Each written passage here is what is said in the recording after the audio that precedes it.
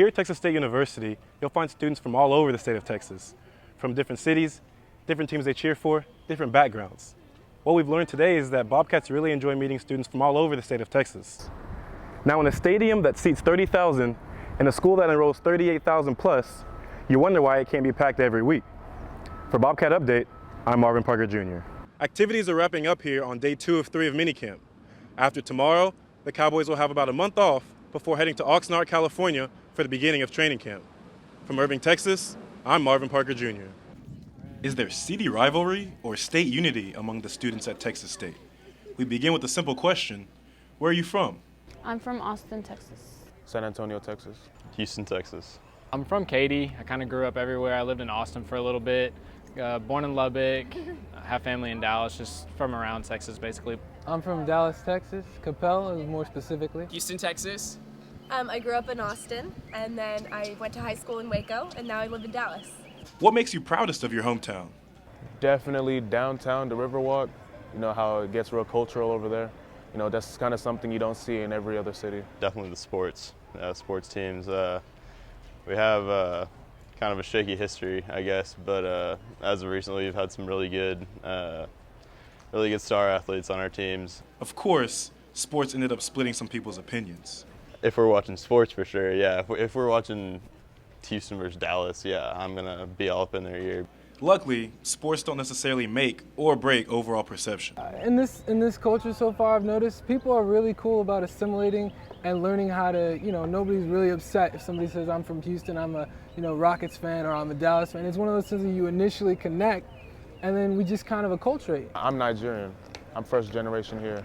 So, and I've also met other Nigerians and other first generation Indians that are here too. So it kind of gives you a perspective and an outlook on what's to, go on outside of Texas. Here at Texas State University, you'll find students from all over the state of Texas, from different cities, different teams they cheer for, different backgrounds.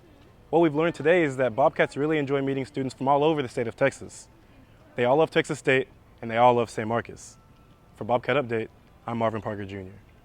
Eat 'em up Cats and Go Cats Go are chants often heard at Texas State on game days. But how much passion is behind all the chanting? It's rare for Bobcat Stadium to be filled. Why wasn't I at the game? I don't know. I'm not really a big football fan. I just feel like sometimes the student section is a little uncomfortable. It's the sun seems like it's beaming right on the students the whole game. Many learned about the most recent whiteout versus Southern Miss from social media. I saw it on Twitter and stuff like that. I saw people talk about it over Twitter. Even those who would like to be at game days can't always make it. Sometimes life just gets in the way. I was not, unfortunately. I had to work during those times. Okay, you really want to go though, yeah? I really, really wanted to go. Yeah. It was just, I had already made plans, so I couldn't back out on them. And no matter how well the team plays, it's hard to cheer for someone you don't know. Do you know the name of our starting quarterback? No. No, I don't. You told me you weren't going to do this. Do you know who Tyler Jones is? I do. What's his number? In 2 home games this season, Texas State has experienced a blowout victory and 1 thrilling loss. Now, in a stadium that seats 30,000 and a school that enrolls 38,000 plus, you wonder why it can't be packed every week. For Bobcat Update, I'm Marvin Parker Jr. Hello, I'm Marvin Parker Jr. with your Bobcat Update Sports. It's homecoming week at Texas State, and the Bobcats take on New Mexico State Saturday. Quarterback Tyler Jones hopes to lead the team in improving its 2-5 record. Expected rain might call for another 200-yard game from running back Robert Lowe for the Cats to get that 3rd W of the season. The game will be at Saturday at 3 p.m. and televised on ESPN3. The energy of a Royal celebration still lingers in Kansas City. The Kansas City Royals captured their first World Series title in 30 years Sunday night. It's only the 2nd time the Boys and Blues franchise has won the series, and it ended pretty quickly. The Royals defeated the Mets 4-1, and during the series, the Royals more than once rallied in the 9th to keep their hopes alive. It happened again Sunday night as the Mets had a 2-0 advantage, only to see it evaporate once again in the 9th.